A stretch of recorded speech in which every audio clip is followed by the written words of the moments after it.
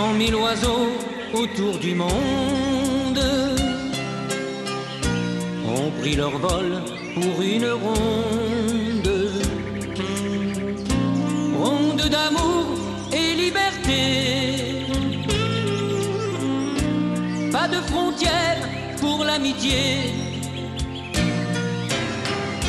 100 000 oiseaux à tire d'aile, merle, corbeau, pie, tourterelle. Ça fait chanter le cœur des grands et rêver les petits enfants. Regarde au ciel, au gré du vent, il y a sûrement un oiseau blanc. Écoute un peu tout près de toi, le coucou parle au fond des bois. Dans la verdure du jardin, le pivert pique sur les pins. Les hirondelles font leur nid pour donner le jour aux petits. 100 000 oiseaux autour du monde.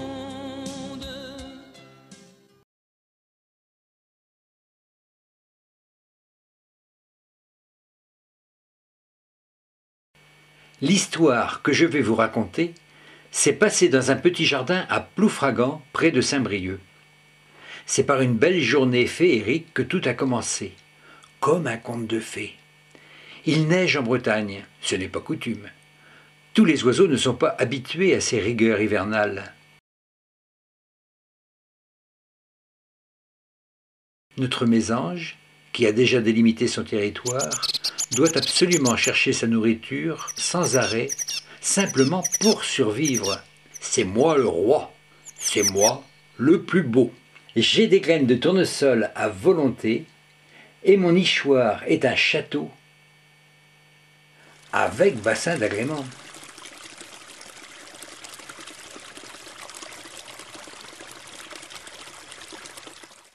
Il ne faut pas me confondre avec cette mésange charbonnière. La différence tient surtout à la couleur du plumage, comme leur nom l'indique, à l'une et à l'autre.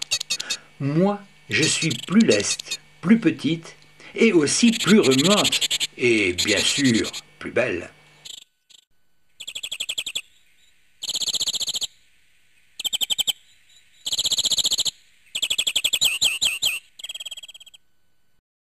Même notre chat réglisse a du mal à circuler sur ce tapis blanc. Ses coussinets sont tout gelés. Je vais rentrer bien au chaud auprès de la cheminée. Là, dans ma boîte à chaussures. Ce n'est vraiment pas un temps à mettre un chat dehors.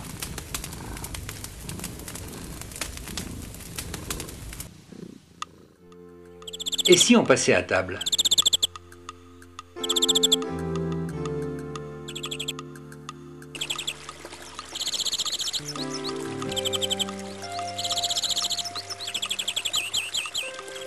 En hiver, les oiseaux consacrent la quasi-totalité de la journée à rechercher de la nourriture, notamment pour résister au froid. Et ce n'est pas facile. Leurs besoins énergétiques pour maintenir leur température corporelle augmentent, tandis que les ressources alimentaires diminuent jusqu'à devenir rares ou non accessibles à cause de la neige et du gel. De plus, les jours sont courts, ce qui leur laisse beaucoup moins de temps pour rechercher leur ration quotidienne. Vous pouvez facilement leur donner un petit coup de pouce pour passer cette période difficile en leur donnant à manger. Vous en serez largement récompensé.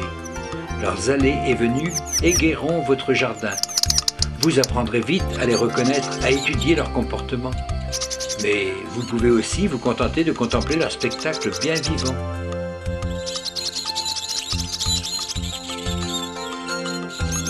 Vous aussi, comme moi, vous pouvez créer un refuge LPO.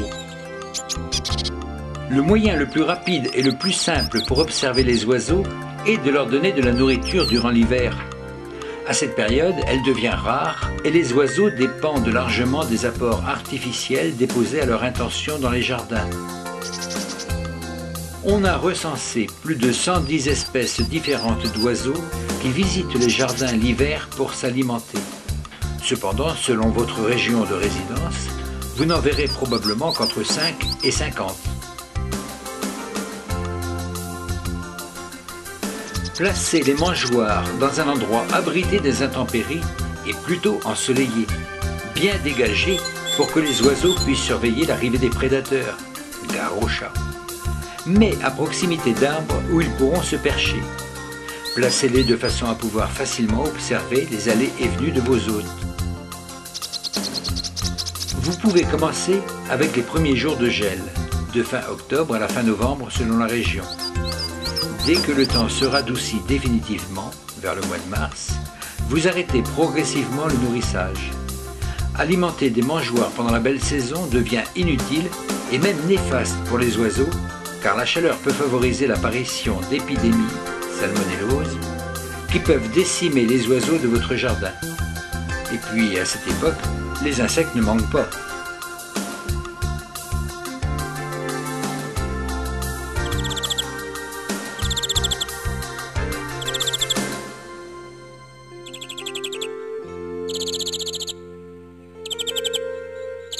Les oiseaux consomment leurs réserves alimentaires extrêmement rapidement.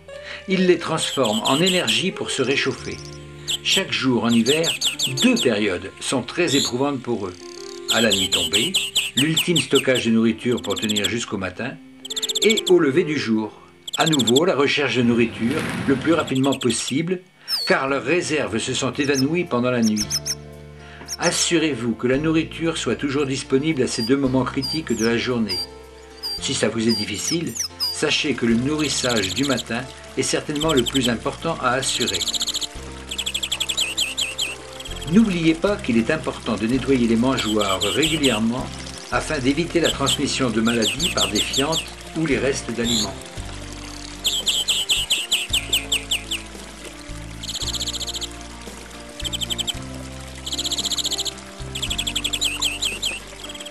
La plupart des oiseaux ont besoin de boire en hiver car leur régime devient plus vanivore. Or, l'eau naturelle est souvent inaccessible à cause du gel. N'oubliez donc pas de leur installer des points d'eau. Vous serez enchanté par les acrobaties spectaculaires des mésanges. Vous observerez les verdiers qui raffolent les graines de tournesol et feront la loi sur la mangeoire, chassant les autres oiseaux.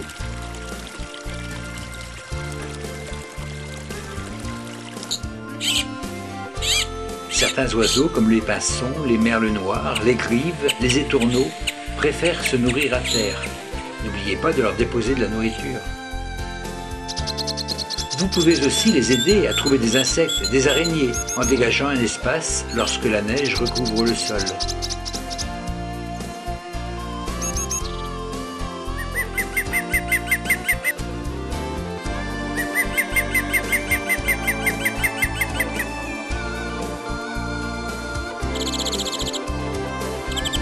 Il n'y a rien de très mystérieux en ce qui concerne l'alimentation des oiseaux. Bien des restes de repas seront appréciés. Cependant, quelques règles élémentaires sont à respecter. Ne mettez jamais de noix de coco desséchées, de riz non cuit ou de pain sec, car ces aliments peuvent gonfler dans l'estomac de l'oiseau.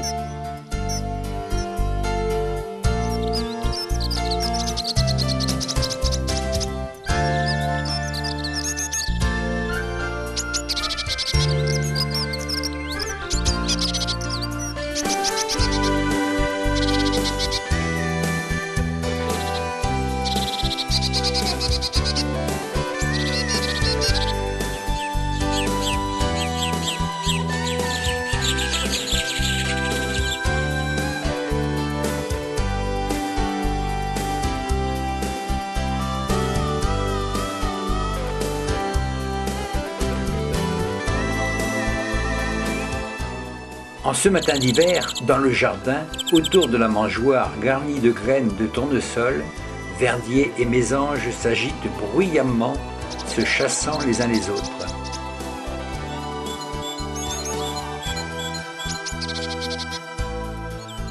Bien cachés, 2 yeux brillants signalent la présence du chat.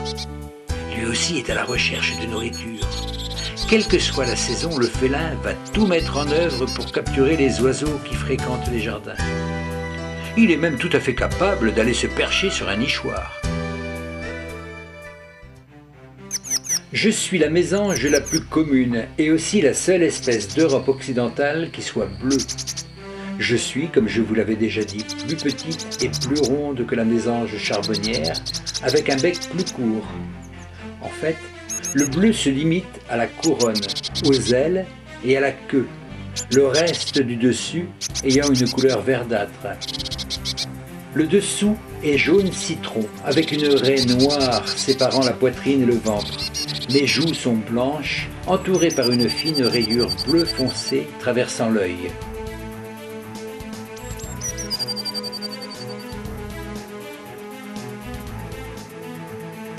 Oh, encore une mésange charbonnière dans mon royaume.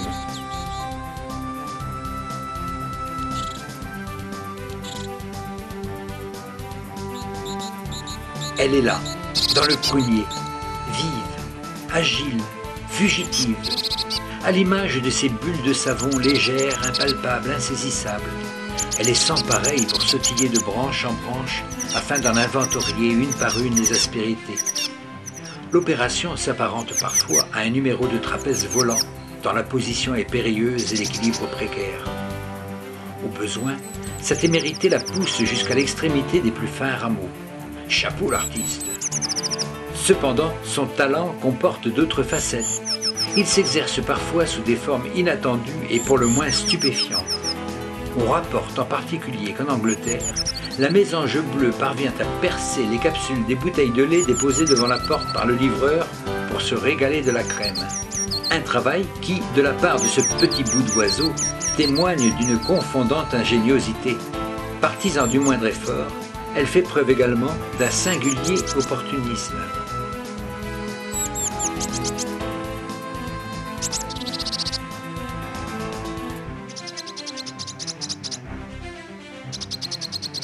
À l'abri rudimentaire d'une souche d'arbre évidée, elle préfère le confort d'un nichoir artificiel. C'est un oiseau cavernicole. Elle préfère aussi le morceau de suif qui lui est proposé aux minuscules insectes. Pas si bête l'animal. L'ingratitude n'est pas dans sa nature non plus. Outre les services appréciables que la mésange bleue rend à la nature, ses exhibitions spectaculaires méritent tout autant notre sympathie.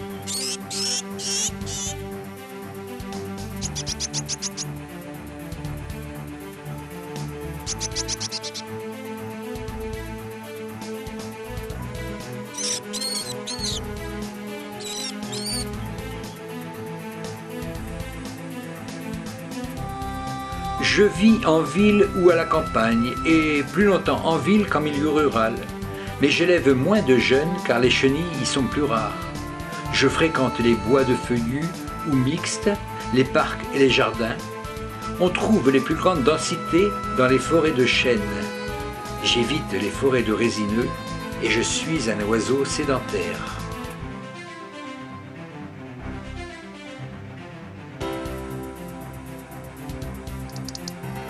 Je ne suis jamais seul dans mon territoire. Voici un rouge-gorge qui se permet de venir manger mes graines.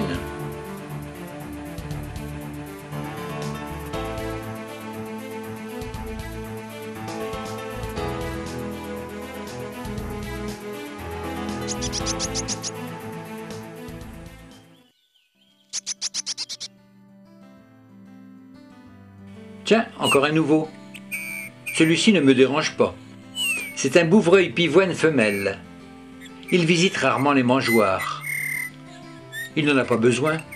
Il se nourrit de bourgeons. Et ça, il y en a toujours et en quantité. C'est un oiseau massif et charpenté. Il est un peu plus grand qu'un moineau, mais il paraît plus grand en raison de sa silhouette arrondie. Aisément reconnaissable, il se caractérise par la teinte noire de sa queue, de sa face, de sa tête et de ses ailes avec un miroir à l'air blanc.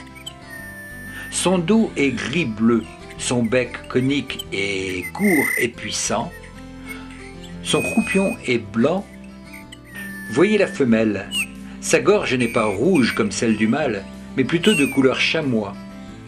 Autrement, elle présente toutes les caractéristiques de son plumage. Voici un oiseau qui vient très rarement se rassasier au mangeoire. C'est la mésange à longue queue. C'est l'oiseau qui possède la plus longue queue par rapport à sa taille. elle reste rarement à un endroit et elle se déplace avec beaucoup d'agilité.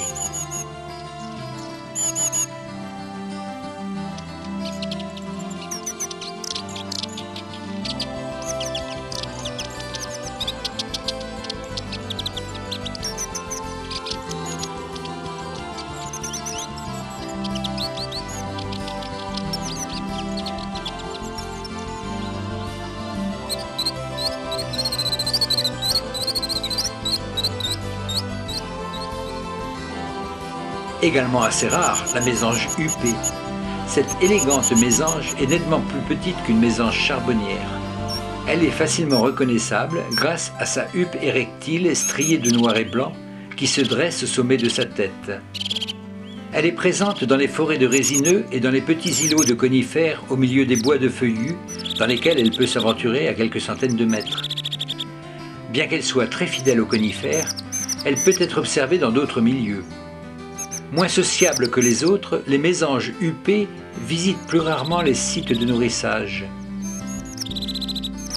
Vous les verrez moins que les mésanges bleues et charbonnières autour des mangeoires.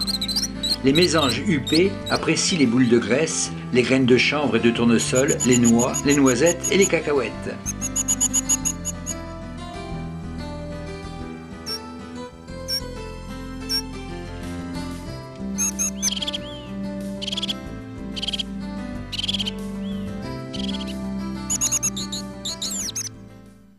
Bonjour, on m'appelle la mésange charbonnière car ma tête est noire comme du charbon. Je pèse environ 18 grammes, ma longueur totale est d'environ 14 cm et je suis la plus grande des mésanges d'Europe. Mes pattes sont très robustes, je peux me suspendre la tête en bas. La mésange charbonnière est peut-être la mieux connue car la plus opportuniste et donc la plus proche de l'homme. Elle est capable de taper au carreau avec insistance quand le nourrissage tarde un peu. Très commune dans les jardins, la mésange charbonnière est plus grande et moins agile que les autres mésanges. C'est un oiseau agressif qui dominera souvent ses cousins plus petits des mangeoires. La mésange charbonnière s'est emparée d'une graine. Observons-la. Tout d'abord, elle s'envole vers une branche. Elle cale ensuite la graine entre ses doigts et commence à marteler de puissants coups de bec jusqu'à ce qu'elle perce un petit trou dans la coque.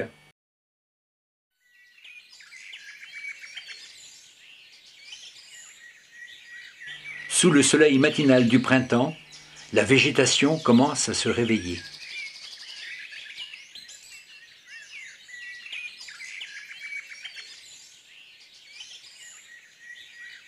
Voilà le printemps. Le soleil matinal commence à réveiller la végétation. Pour inaugurer la saison de reproduction qui peut durer plusieurs semaines, les oiseaux commencent par créer leur territoire. Celui-ci doit accueillir le nid et subvenir aux besoins alimentaires de toute la famille. La création de ce territoire s'avère d'autant plus indispensable lorsque les ressources sont limitées. Sa taille va donc dépendre de l'abondance et de la répartition de ses ressources. Dès la fin de l'hiver et jusqu'au cœur de l'été, les chants des oiseaux résonnent de tous côtés. Chacun y va de sa ritournelle, répétée inlassablement des milliers de fois par jour. Véritable musique avec des mélodies, des refrains, des variations, ou simple répétition monotone de 2 ou 3 notes. Quelle importance! Seul compte le fait que chaque espèce ait son chant qui lui est propre, délivrant son message à tous les membres de la famille.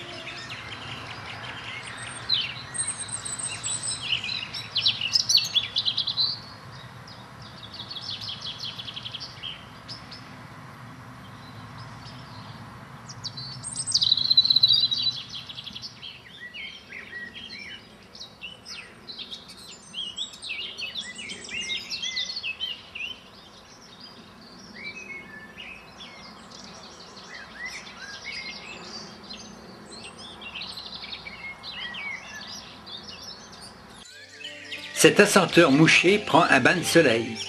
Que c'est agréable de se réchauffer ainsi.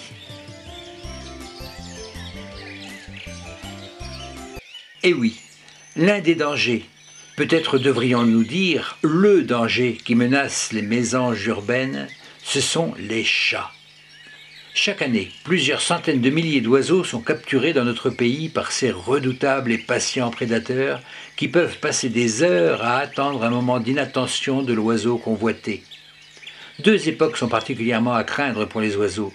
L'hiver, où ils se rassemblent autour des mangeoires, et au moment de l'envol des jeunes.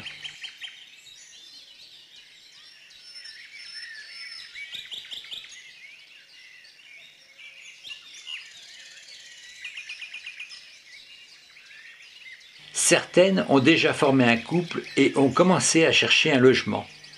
Le mâle fait visiter plusieurs sites à sa compagne, mais c'est elle qui a le dernier mot. Qu'elle choisisse un nichoir ou une cavité naturelle, la femelle fait sa propre expertise immobilière. Mais c'est encore un peu tôt pour s'attaquer au nid.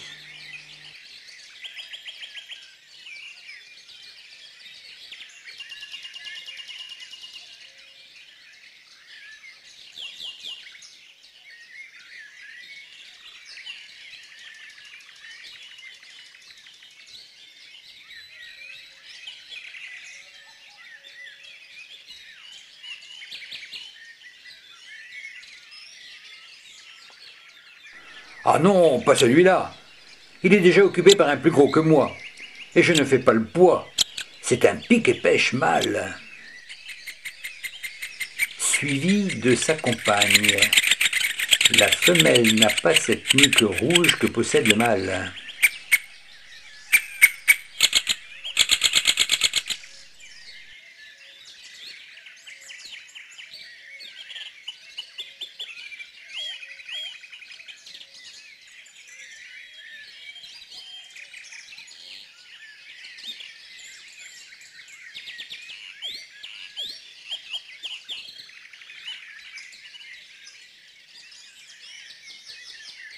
Avril arrive. Maintenant, c'est le moment de faire le nid. À elle seule, la femelle ramasse des provisions de mousse pour édifier les fondations. D'abord, elle l'empile simplement dans le fond du nichoir. Le mâle se contente de surveiller le travail. En se trémoussant et en appuyant son jabot sur la mousse, la femelle façonne le creux du nid. Lorsque le mâle veut regarder, sa visite n'est pas appréciée. Le nid est composé de mousse, d'herbes sèches, de racines. Les bords sont tapissés de crins d'animaux, de brins de laine, qui abritera la ponte et lui assurera une bonne isolation thermique. Elle utilise aussi des plantes médicinales pour lutter contre les parasites. Il faudra 3 à 10 jours pour construire le nid. Pour faciliter sa maternité, la femelle a besoin d'un régime riche en protéines. Le nectar des chatons de saule est idéal et elle récolte quelques insectes en même temps. Maintenant, il lui faut être aux aguets, surtout à cause des chats.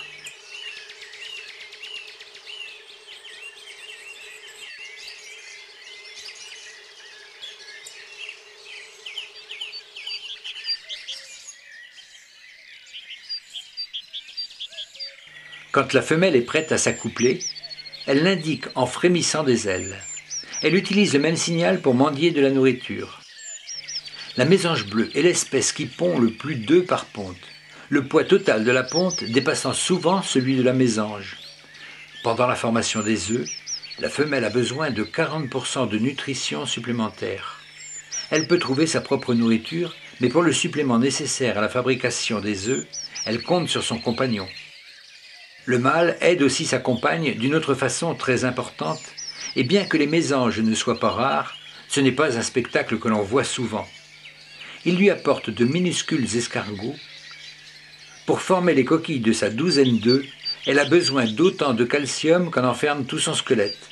Alors, elle transforme les coquilles d'escargots en coquilles d'œufs.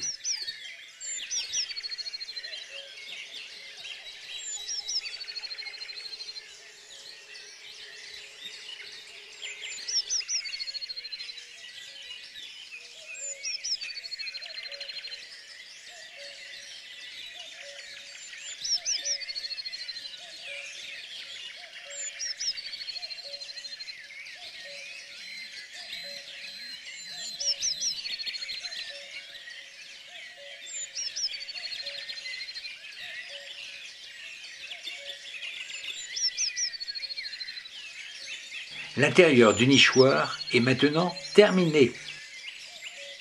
10 cm de végétaux pour garnir son nid, c'est l'exploit réalisé par ce petit oiseau.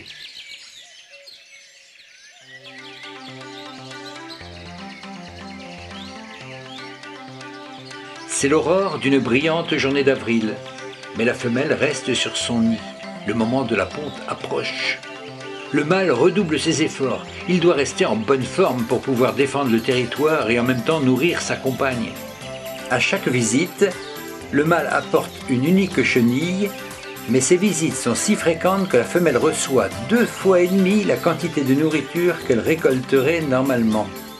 Je n'ai pas pu filmer le premier œuf qui a été pondu un jour avant. Regardez bien ces petits œufs. Un bel exploit pour un oiseau qui ne pèse guère plus qu'une pièce d'1 €, soit 10 à 12 grammes. Les œufs sont blancs et piquetés de points rougeâtres qui forment souvent une couronne près du pôle arrondi.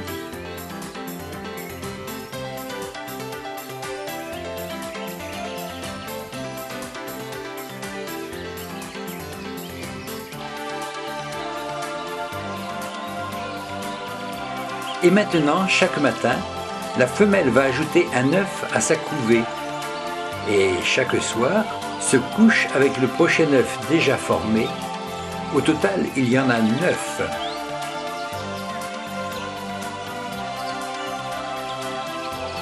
Tout va bien se passer pendant l'incubation qui dure 13 à 14 jours.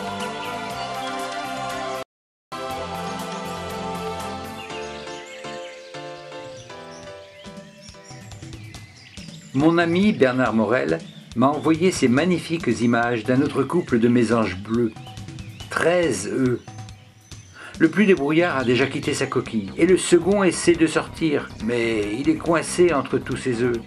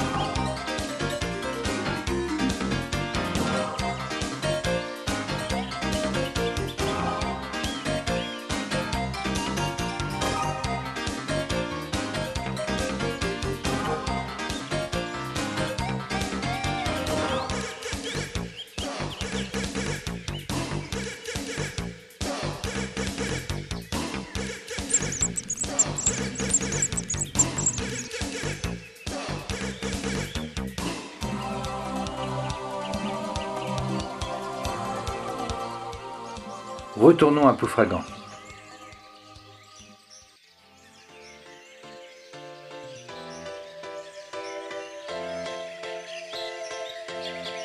Pendant ce temps, dans le nichoir, Grant et moi, elles sont nées.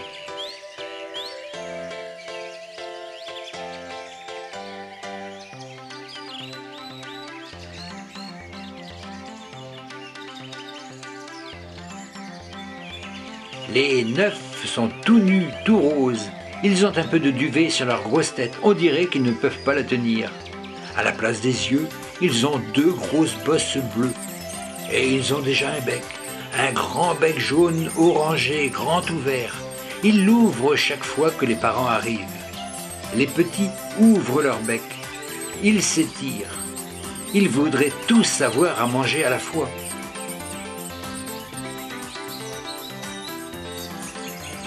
Un des parents part et revient au nichoir, une chenille verte au bec. Puis il en ressort bientôt. 2 minutes après, il est encore là, avec une autre chenille. Il en faut des voyages pour nourrir ses affamés. Chaque bébé reçoit de 30 à 70 béquets par jour. Œufs de papillons au début, puis araignées, chenilles, petits papillons. On peut parler ici d'un véritable pont aérien entre les feuillages alentours et le nid. Aussitôt que les poussins n'ont plus besoin d'être réchauffés, la mère va chercher elle aussi de la nourriture. Il faut être très patient pour leur donner à manger. Les premières fois, ce n'est pas facile.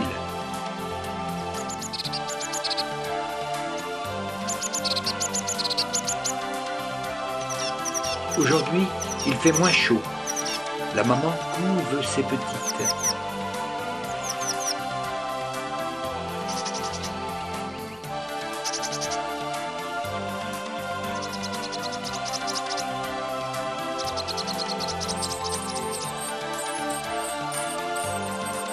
Elles sont vraiment adorables.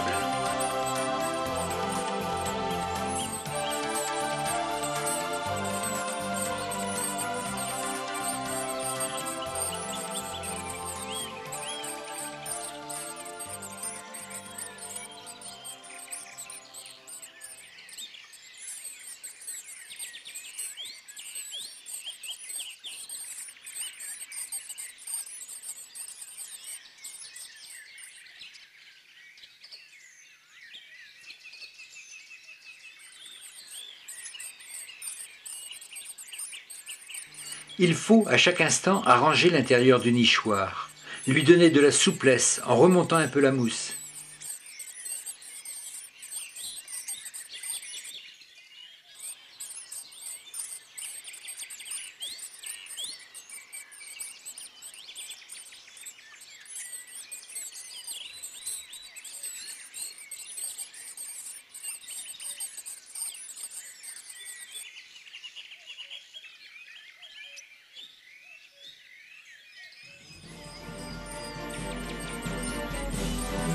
Quand les oisillons ont faim, leurs appels incessants signalent leur présence aux animaux carnivores. Parmi ceux-ci, le chat domestique est le plus redoutable. Mais rassurez-vous, les mésanges sont très méfiantes. Elles ne vont pas tomber dans les griffes du chat.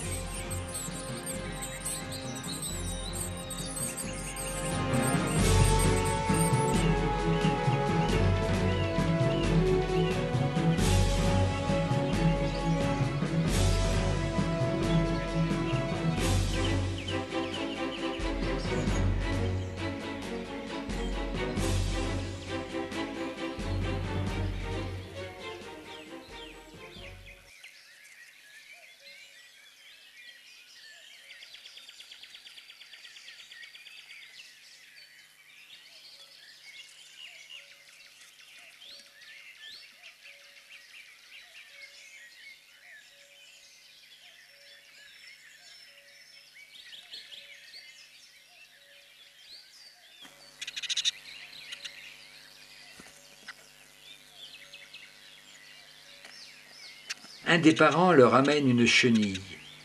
Mais je crois que c'est l'heure de la sieste. Et puis, on a assez mangé pour l'instant.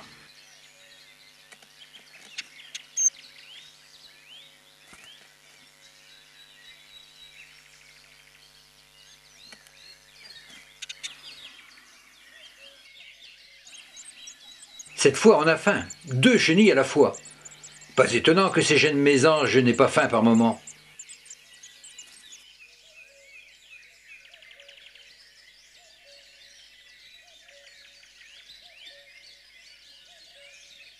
L'autre chenille est bonne pour son frère jumeau. Pour faire ses besoins, le petit se tient le derrière en l'air. Une petite boule blanche en sort qui ressemble à un sac plastique. C'est le sac fécal. Le papa l'attrape avec son bec et l'emporte pour le jeter plus loin afin d'éviter d'attirer les prédateurs.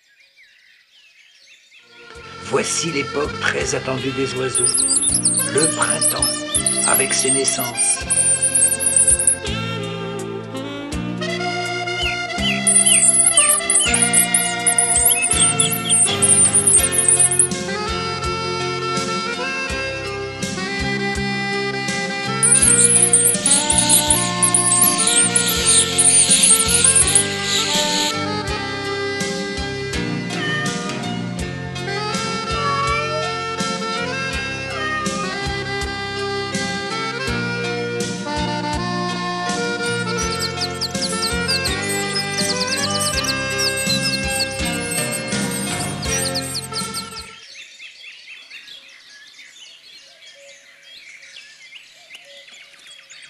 Déjà 6 jours, elles grandissent vite.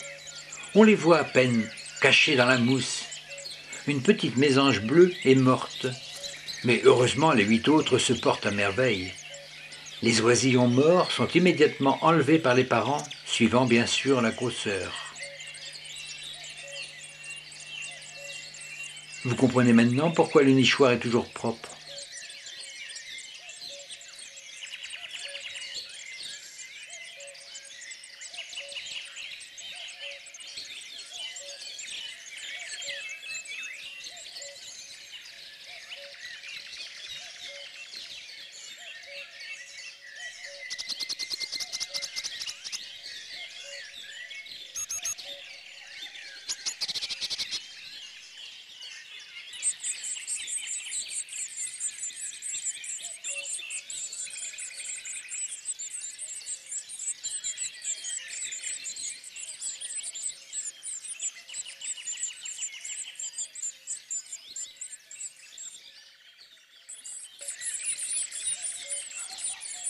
Les yeux commencent à s'ouvrir à la vie et le plumage apparaît. Au lieu de se trémousser pour demander leur pâture, ils se tournent vers leur mère et la nourriture arrive toujours. Lorsqu'ils quitteront le nid, ils auront mangé quelques 10 000 chenilles.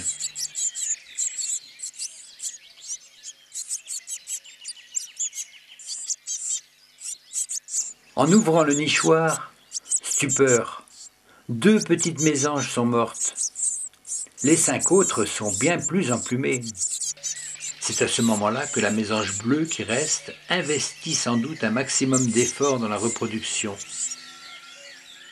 Dès qu'un adulte apparaît au nid avec une proie, les jeunes les plus affamés dressent verticalement leur cou et ouvrent leur bec pour que le parent y dépose l'aliment, le plus souvent une chenille.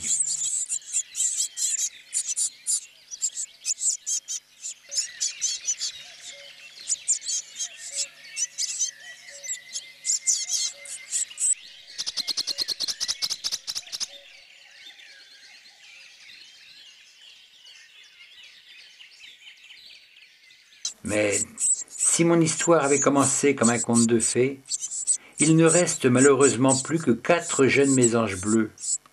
Un des 2 parents est mort depuis plusieurs jours, et le survivant ne pouvait plus à lui seul subvenir à ses rejetons. Oh, un hibou moyen-duc. C'est un oiseau nocturne, chassant principalement la nuit. Il est rarement actif pendant le jour, excepté en migration. Il chasse la nuit dans les champs et les marais ouverts. Il capture sa proie en utilisant son excellente vue et son ouïe. La plupart des proies sont capturées sur le sol ou dans la végétation. Après avoir capturé une proie, le hibou moyen-duc la tue en tapant l'arrière de la tête et ensuite il l'avale entière.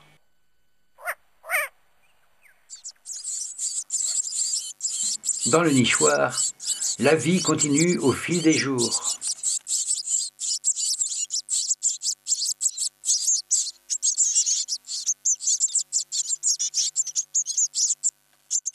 Cela fait 17 jours que la mésange nourrit ses derniers 3 petits. Ils sont prêts à quitter le nid.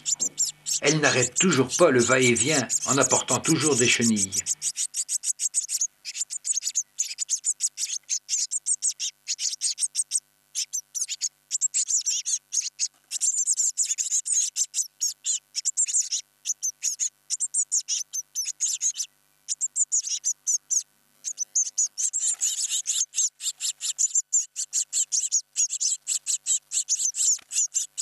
Elles sont toujours dans le nichoir, elles sont peut-être gênées par la pluie. La mésange leur apporte encore à manger, sinon elles mourraient de faim. Maintenant, elles ressemblent à leurs parents. Les petites se serrent l'une contre l'autre. Les dernières mésanges grandissent bien, tandis qu'évoluent les carpe-coilles et poissons rouges dans le bassin.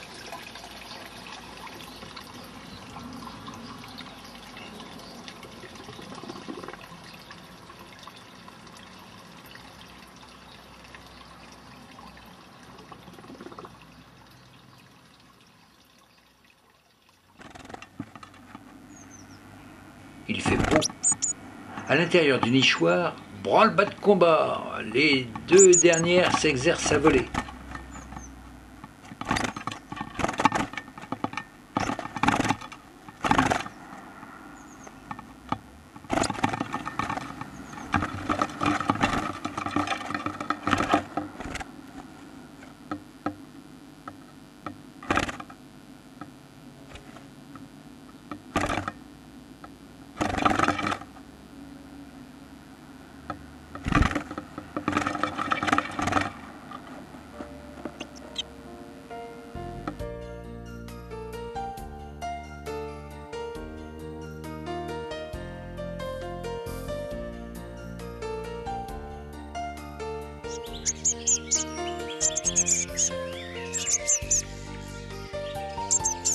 Les voilà enfin sorties du nichoir. Elles ont 2 jours de retard sur la moyenne. Au début, pour le moins, elles sont très maladroites. Et il faut qu'elles restent silencieuses et se cachent dans le feuillage afin de ne pas attirer les prédateurs. Pendant 1 semaine ou 2, les petites vivent ensemble. Les parents les alimentent encore. De jour en jour, elles deviendront de plus en plus adroites en coordonnant leurs mouvements, puis elles commenceront progressivement à s'intéresser à leur première proie. La voici en compagnie d'un assenteur mouché. Un beau jour, elles voleront si bien et captureront tant de proies que les parents ne les nourriront plus. La famille pourra se disloquer. La grande aventure commencera vraiment pour chacun des jeunes. Dès l'âge de 6 à 8 semaines, les petites arboreront le plumage propre aux adultes. Chaque année, en moyenne, un oiseau survit de chaque couple d'adultes. Aussi, sur une couvée de 9 œufs comme celle-ci, il suffirait qu'un seul survive pour remplacer un de ses parents. Petit rappel, la mésange bleue appartient aux espèces protégées.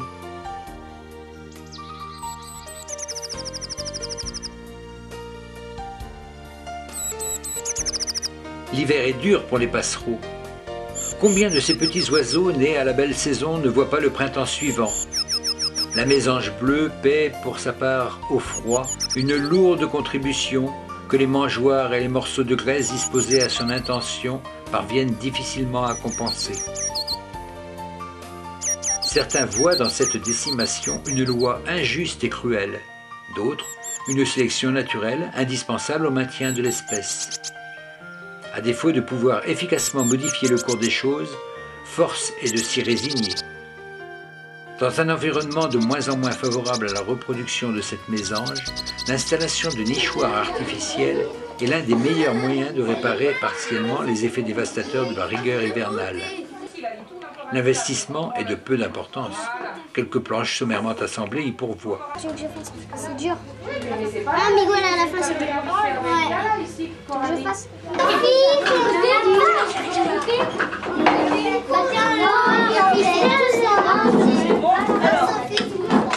Oui, bah ouais. Alors, laisse, c'est par là, avec la boussole. C'est un appareil qui permet... Vous bougez pas, on vous Je vais le passer, je vais le passer. Alors vas-y, tu mets sur le nord. Mets la petite, regarde. Voilà. De nombreux oiseaux, comme les mésanges, édifient leur nid dans une cavité. Arbres creux, trous dans un édifice.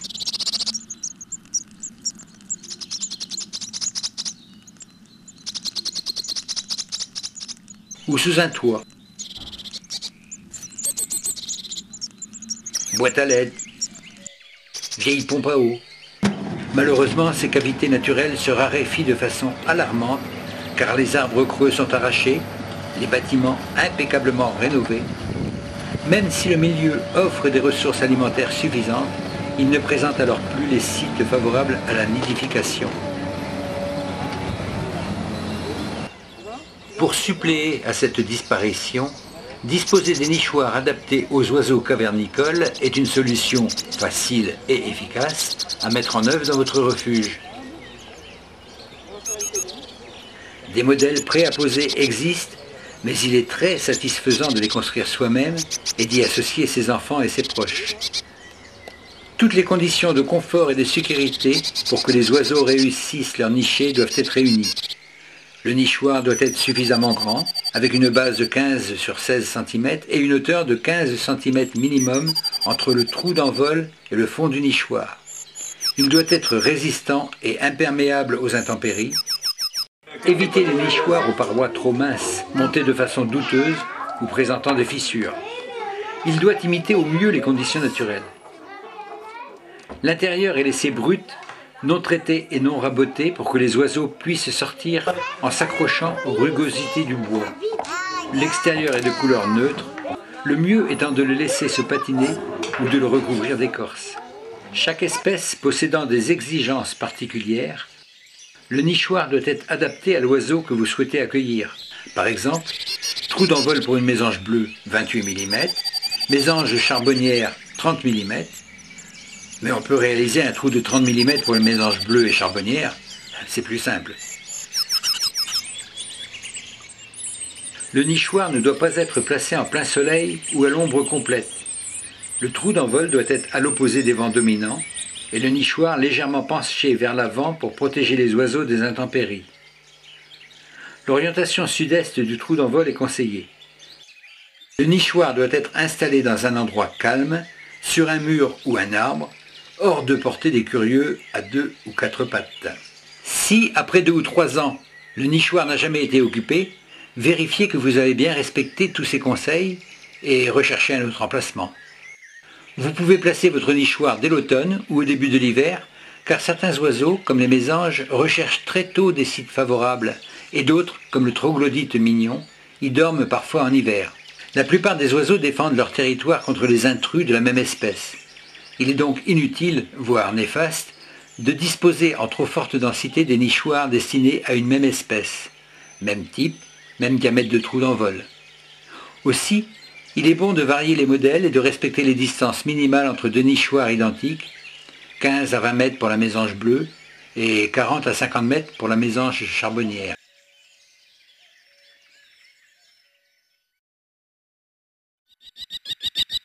La vie n'est pas facile, même entre oiseaux. Il se livre un combat perpétuel. Ici, une femelle faucon cresserelle emmène un passereau pour nourrir ses 2 petites. C'est moins copieux que le mulot traditionnel.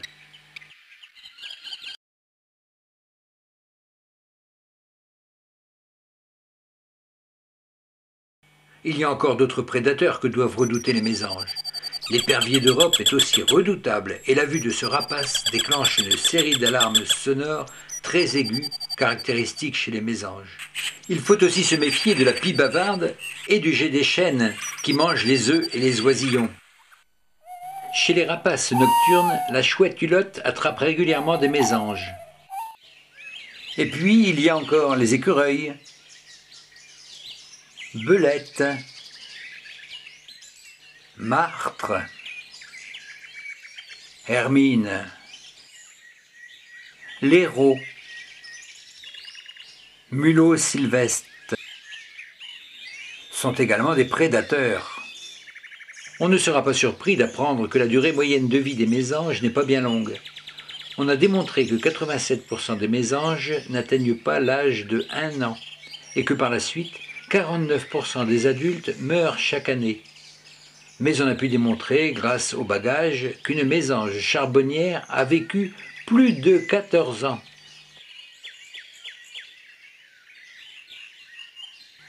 Les résultats obtenus grâce au bagage sur plus de 50 stations de bagages et au compteur d'oiseaux sur plus de 1500 points d'écoute permettent un traitement statistique fiable pour un grand nombre d'espèces.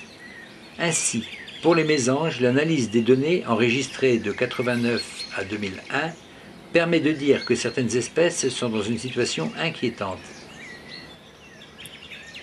La mésange nonnette a vu ses effectifs baisser de 59%. La boréale de 47%. La noire de 38%. La mésange à longue queue de 28%. La huppée de 27%. En fait, seules les mésanges charbonnières et bleues échappent à cette régression, leurs effectifs étant même en augmentation entre 2001 et 2002. Peut-on prétendre aujourd'hui pérenniser leur vie sans songer à protéger le milieu dans lequel évoluent l'homme, l'animal et le végétal? Et quand bien même la disparition de l'oiseau ne signerait pas la mort de l'homme, quelle tristesse serait une planète sans l'envol et le chant de ces petits êtres dansant leur ronde autour du monde. À cet égard, nous serions bien inspirés de ne pas utiliser de façon inconsidérée pesticides et insecticides, tuant les alliés naturels du jardinier. D'autant plus qu'au cours des 50 dernières années, l'intensification de l'agriculture et l'urbanisation ont déjà considérablement réduit le capital de nature sauvage et avec elle de véritables gardes-manger dans lesquels les oiseaux puisent leur nourriture. Nous observons que depuis plusieurs décennies se manifeste un déclin très sensible, voire alarmant, des effectifs de la plupart des espèces, et ceci à l'échelle de l'Europe entière. Il est maintenant établi que cette diminution est en moyenne de l'ordre de 1,5% chaque année pour l'ensemble des passereaux. Aujourd'hui, on estime que près de 1200 espèces d'oiseaux sur les 9900 que compte la planète sont menacées de disparition si rien n'est fait pour les sauver. Cela représente tout de même 12% des espèces connues. Protéger les oiseaux, c'est avant tout protéger les milieux naturels et limiter les pollutions.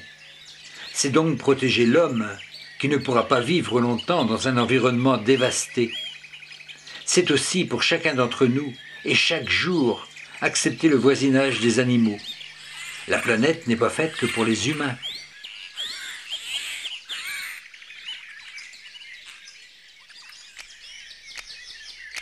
Il y a le vent qui bat sa pleine mesure, l'orage qui joue, le ciel en folie, la pluie qui s'accorde, onde froide et dure, et la mer qui roule une symphonie. Enjeu ou défi pour enfants du monde, dans de non-silence, air de liberté, au creux de nos mains, la prière gronde. Gardez-nous la terre, laissez-nous rêver, à perte de vide ou malgré nature, intensivement, tailloux bien saignés, forêts en sursis, fleuves en souillure, rivages vendus, montagnes violées.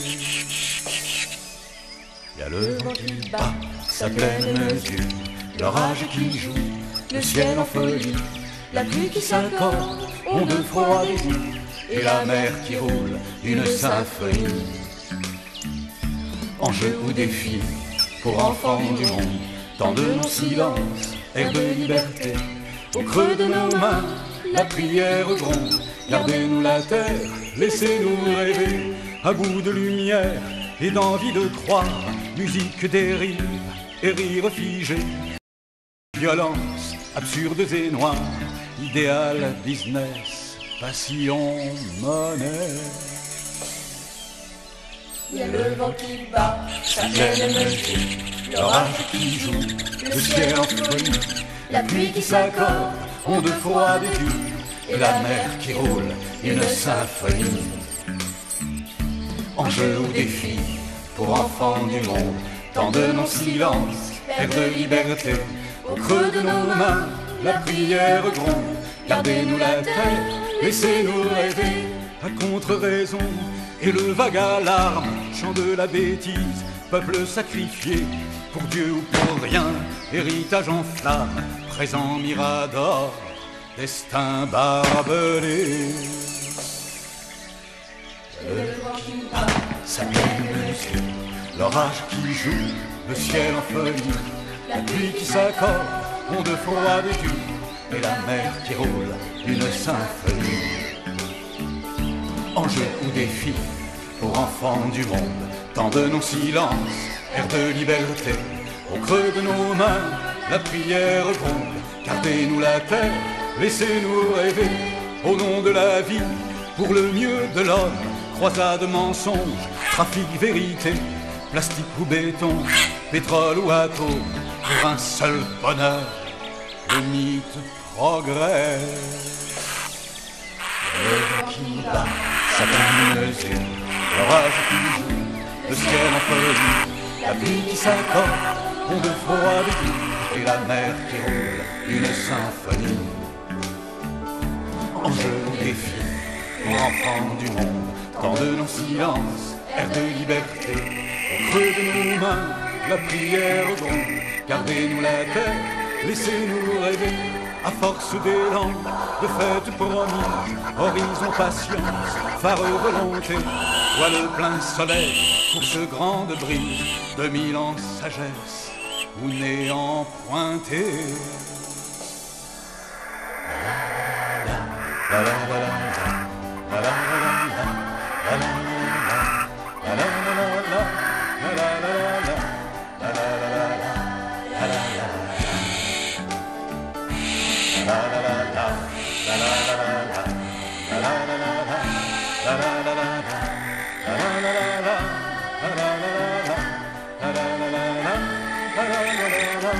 À force d'élan, de fêtes promises, horizon patience, phare volonté, voile plein soleil pour ce grande brise, 2000 ans sagesse ou néant pointé.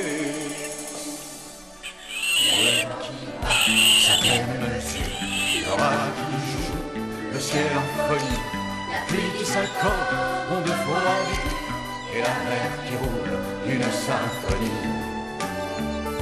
Enjeu défi pour enfants du monde, tant de non-silence, air de liberté. Au creux de nos mains, la prière gronde. Gardez-nous la terre, laissez-nous chanter.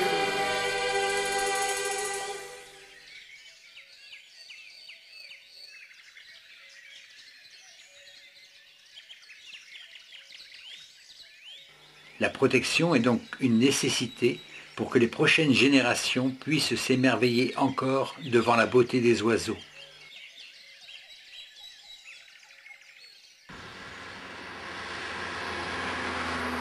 Aujourd'hui, on estime que près de 1200 espèces d'oiseaux sur les 9900 que compte la planète sont menacées de disparition si rien n'est fait pour les sauver. Cela représente tout de même 12% des espèces connues. En France même, plus d'une centaine d'espèces sont menacées.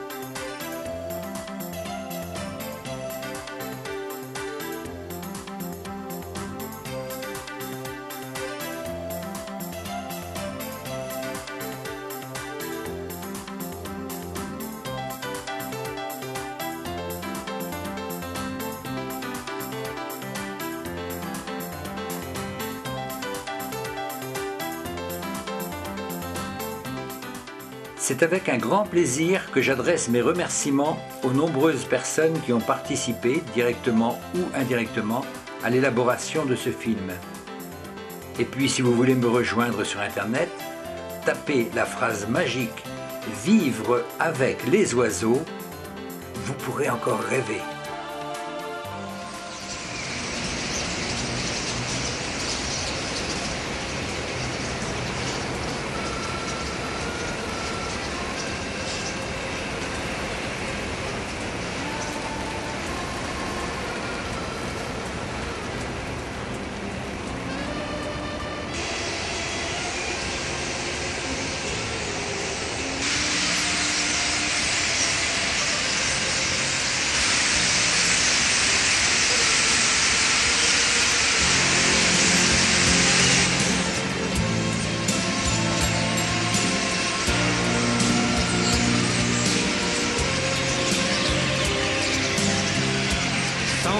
oiseaux autour du monde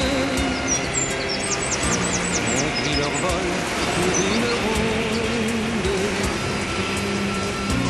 Ronde d'amour et liberté. Pas de frontières pour l'amitié. 100 000 oiseaux attirent d'elle. Merle, corbeau, pie, tourterelle. Ça fait chanter le cœur des grands et rêver les petits enfants. Regarde au ciel, au gré du vent, il y a sûrement un oiseau blanc. Écoute un peu tout près de toi, le coucou parle au fond des bois. Dans la verdure du jardin, le pivert pique sur les pins. Les hirondelles font leur nid pour donner le jour aux petits. 100 000 oiseaux autour du monde ont pris leur vol pour une ronde. Ronde d'amour et liberté. Pas de frontières pour l'amitié. 100 000 oiseaux comme dans un rêve. C'est comme un espoir qui se lève. Bruissement d'ailes à l'infini qui nous fait dire c'est beau la vie. Le rouge-gorge gonfle ses plumes, le hibou chante sous la lune. Les aigles d'or tournent en rond dans le soleil vers l'horizon. Moineaux des champs, pigeons des villes, vivre longtemps n'est pas facile. Et si l'on veut vous écouter, il nous faudra vous protéger. 100 000 oiseaux autour du monde ont pris leur vol pour une ronde. Ronde d'amour et liberté. Pas de frontières pour l'amitié. 100 000 oiseaux dans les nuages, toutes couleurs et tout plumage. C'est un arc-en-ciel, un cadeau. Rien n'est plus tendre, rien n'est plus beau.